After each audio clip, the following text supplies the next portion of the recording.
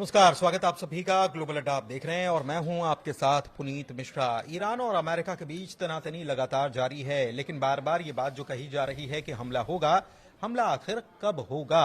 क्योंकि पहले कहा गया कि सोमवार को होगा, फिर कहा गया कि मंगलवार को होगा और अभी भी हमला नहीं हुआ है। तो इस बीच कुछ खबरें निकलकर सामने आ रही हैं।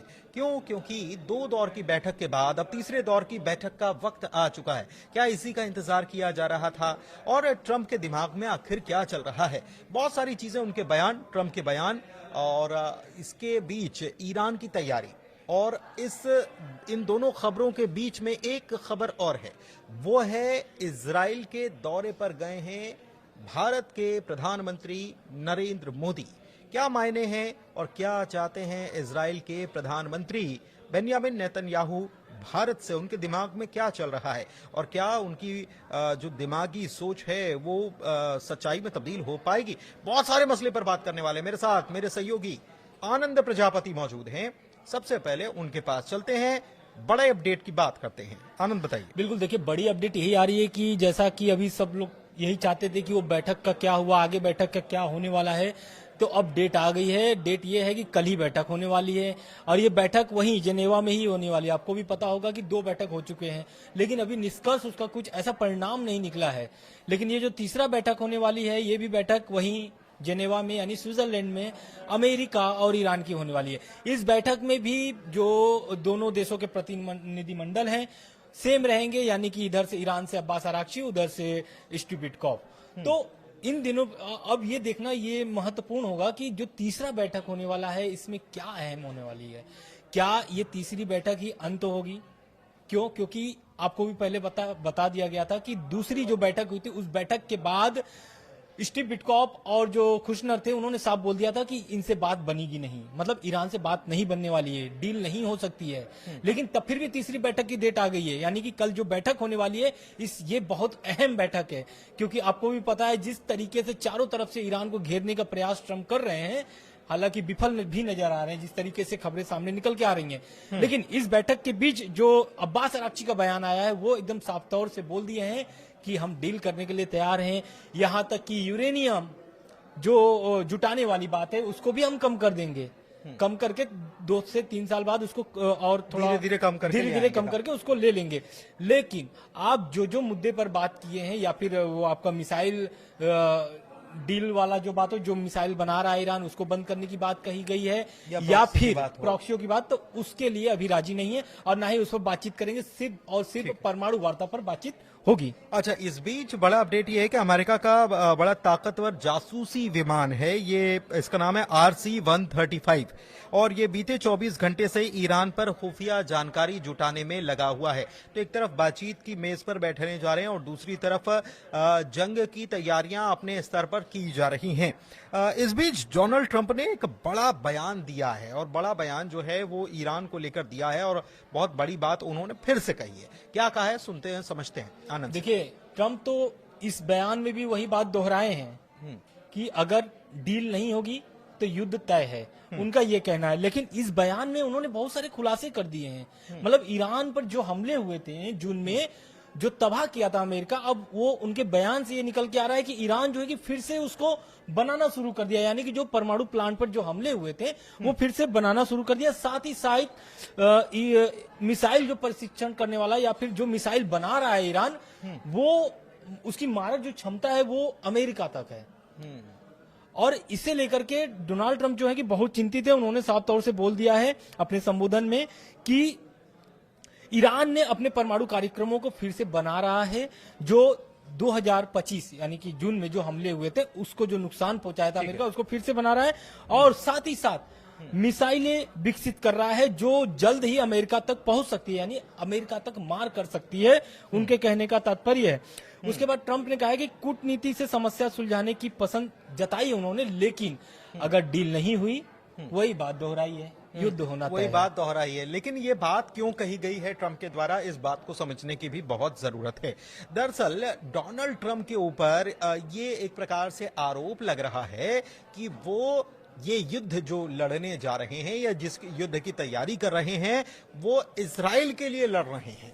मतलब अमेरिका इसराइल के लिए ईरान से जंग लड़ने जा रहा है और इसी बात पर सफाई ट्रंप दे रहे हैं और उनका यह कहना है कि हम इसराइल के लिए नहीं लड़ रहे हैं, बल्कि हम इसीलिए लड़ रहे हैं क्योंकि एक दिन ऐसा आएगा जब ईरान अमेरिका तक अपनी पहुंच बना लेगा और यह पहुंच ना हो पाए, उसका मिसाइल प्रोग्राम इतना डेवलप हो रहा है तो यह ना हो पाए और इसीलिए हम ये सारी तैयारी कर रहे हैं। लेकिन फिर भी वो कह रहे हैं कि हम बातचीत के लिए राजी हैं और तमाम तरीके की बातें। अच्छा, इस बीच एक बड़ी बात और है, वो जिसे कहते हैं कि आग में घी डालने की कोशिश करने का काम वो डोनाल्ड ट्रंप ने किया है और ईरान में जो प्रदर्शन हुए उसको हिंसक प्रदर्शन बताते हुए उन्होंने ये कहा कि वहां पर 32,000 प्रदर्शनकारियों की हत्या की गई, जो बीते दिनों हमने देखा था, और कहा है कि ईरान ऐसी मिसाइल विकसित कर चुका है कि यूरोप और अमेरिकी ठिकानों को भी निशाना इससे बनाया जा सकता है। आज के दो बड़े अपडेट्स जो हैं उसके बारे में भी बात कर लेते हैं। क्या क्या अपडेट्स, क्या दो खबरें निकलकर सामने आई, आनंद से समझते हैं। देखिए, पहला तो यह है कि भारत के जो प्रधानमंत्री हैं नरेंद्र मोदी, वो इजराइल पहुंच चुके हैं और अभी तक, जब तक हम लोग वीडियो रिकॉर्ड कर रहे हैं इस समय भी, अभी इजराइल के जो संसद है वहां पर उनके संबोधन होने वाले हैं प्रधानमंत्री के, और साथ में नेतन्याहू की भी संबोधन होने वाले, बहुत सारे डील भी होने वाली है प्रधानमंत्री भारत से और इजराइल से। इस बीच दूसरी और जो आ रही है वो ये है कि अमेरिकी जो है 12 अमेरिकी F-22 रैप लड़ाकू विमान जो है वो इजरायली एयरबेस पर उतरे हैं। मतलब एक तरफ बातचीत की मेज पर कल बैठने वाले हैं, वहीं तैयारी भी जोरों शोरों पे है युद्ध के लिए, चाहे वो इजराइल हो चाहे फिर वो अमेरिका हो। और इसके साथ साथ एक तरीके से ईरान पर ट्रंप की तय जो समय सीमा थी, यानी कि जो 10 दिन का उन्होंने समय दिया था ईरान को, या फिर खामनेई साहब को डायरेक्ट कोट करके, तो वो अभी समय पूरा बीतते जा रहा है, मतलब नजदीकी होते जा रही है। तो ये तीसरी बैठक इसलिए भी अहम हो जाती है क्योंकि अगर ये बैठक सफल नहीं होती है, जिस तरीके से तैयारी है, या फिर F-22 जो ये फाइटर जेट है अमेरिकी, फिफ्थ जनरेशन फाइटर जेट यहां पर पहुंचा दिए गए हैं। अच्छा, इस बीच जब प्रधानमंत्री नरेंद्र मोदी, भारत के प्रधानमंत्री वहां पहुंचे हैं तो जाहिर सी बात है कि भारत किस बात का पक्षधर है, भारत भी कूटनीति का पक्षधर है और भारत भी यही कहेगा कि बातचीत से इस मसले को शांति से हल किया जा सके, ऐसी कोशिश की जानी चाहिए, ना कि जंग के मैदान में उतरना चाहिए, क्योंकि जंग किसी चीज का विकल्प नहीं है। अच्छा, एक चीज और है जिसके बारे में आनंद बता रहे थे कि प्रधानमंत्री वहां पर पहुंचे हुए हैं, और इस बीच 2 दिन पहले नेतन्याहू ने क्या कहा। नेतन्याहू दरअसल एक नया गुट बनाने की तैयारी में है, ये इसको लेकर उन्होंने 2 दिन पहले भी बयान दिया था। उन्होंने कहा क्या था, इस बात को मैं आपको शब्दशः बता देता हूं कि घायल शिया एक्सिस एक तरफ है, दूसरी ओर मुस्लिम ब्रदरहुड जो है वो सुन्नी एक्सिस का है। तो ऐसे में इजराइल भी चाहता है कि वो उन देशों को अपना एक नया एक्सिस बनाए, उन देशों को जुटाए जो चरमपंथी धुरियों का विरोध करते हैं, और इसे मिडिल ईस्ट को घेरते हुए एक उन्होंने कंप्लीट सर्कल बताते हुए बाइबल का भी संदर्भ दिया, कहा है कि होदू से कूश तक और भूमध्य सागर तक फैला एक नया गठबंधन होना चाहिए, जिसमें सऊदी, जॉर्डन, यूएई और भारत जैसे देशों को भी शामिल करने की बात वो कह चुके हैं। भारत इसमें शामिल होगा नहीं होगा ये अलग मसला है, लेकिन नेतन्याहू की ये मंशा जरूर नजर आती है। एक चीज और है कि IRGC जो है उसने अमेरिका और उसकी फोर्सेस को और साथ ही साथ यूएई की फोर्सेस को भी समझाइश दे दी है कि आप ईरान की जमीन पर हमला करने की गुस्ताखी ना करें, और अगर ऐसा होता है तो आपको ये बैलिस्टिक मिसाइल ईरान की जो है उसके हमलों के लिए तैयार रहना होगा। और यूएई के सबसे बड़ा लार्ज मिलिट्री बेस जो है वहां पर करीब जानकारी जो है उसके मुताबिक 7,000 अमेरिकी और यूएई के सोल्जर्स हैं।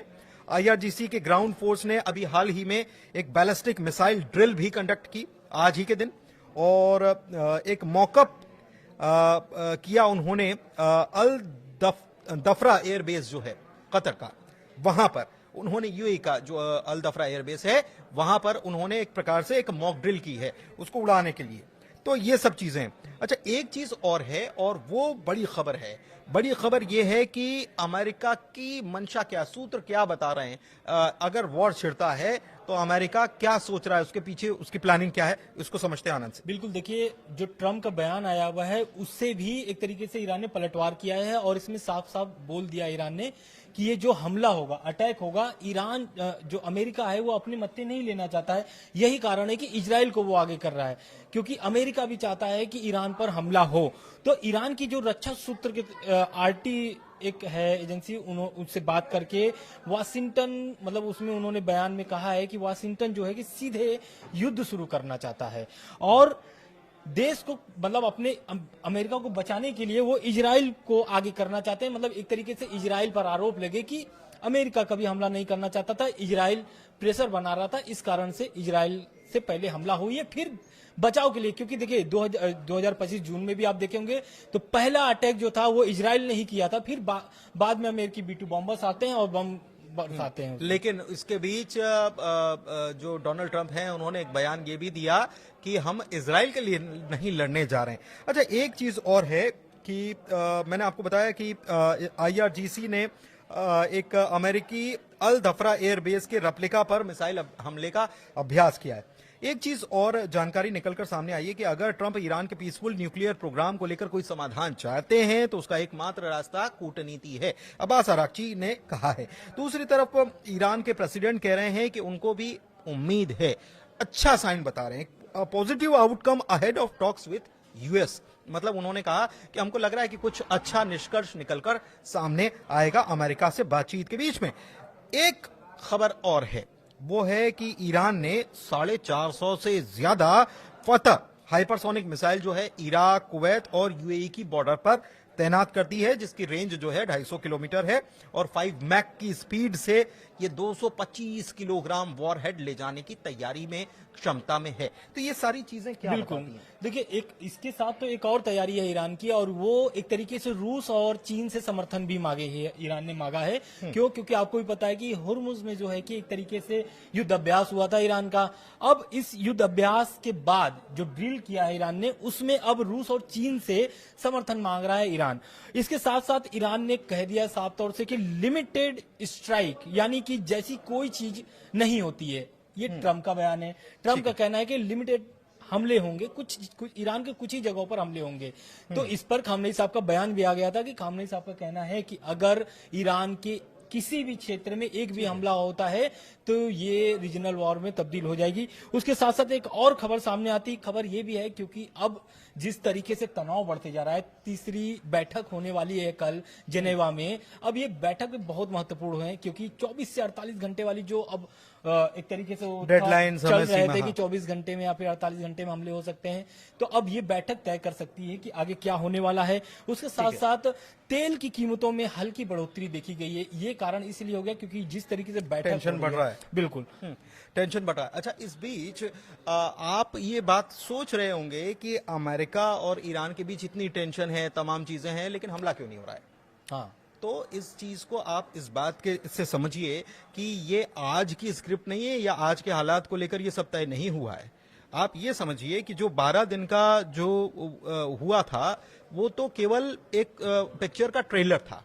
क्यों हम ये कह रहे हैं? क्योंकि जब 12 दिन हुए और तब जब ईरान सबसे कमजोर था, उस वक्त, कमजोर कहने का मतलब मेरा यह है कि ईरान ने अपनी मिसाइल पावर तो दिखाई, लेकिन उस वक्त ईरान की फ्रंट लाइन जो थी उसको तोड़ने का काम किया, टॉप लाइन जो है उसको तोड़ने का काम किया था मोसाद ने। और उस वक्त अगर आप देखेंगे तो उस वक्त अमेरिका चाहता तो और आगे हमले बढ़ा सकता था, लेकिन अमेरिका पीछे हट गया। क्यों? क्योंकि एक होता है प्लानिंग और दूसरा होता है एग्जीक्यूशन। तो प्लानिंग तभी हो गई थी कि 6 महीने बाद क्या करना है, और ईरान को भी इस प्लानिंग की कहीं ना कहीं भनक लग चुकी थी, इसलिए ईरान ने अपनी तैयारी जो है पूरी तरह से मुकम्मल कर ली। अभी भी इसलिए नहीं हो रहा है क्योंकि प्लानिंग जो की गई है उसके हिसाब से एग्जीक्यूशन अभी हुआ नहीं है।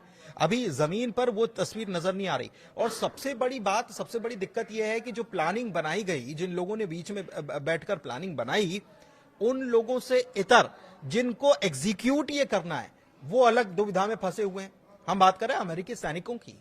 गेराल्ड फोर्ड जो जहाज है उसका टॉयलेट जाम हो जाना, पहले से ही वो खराब था, उसको भेजा जाना, क्या ये जिद है?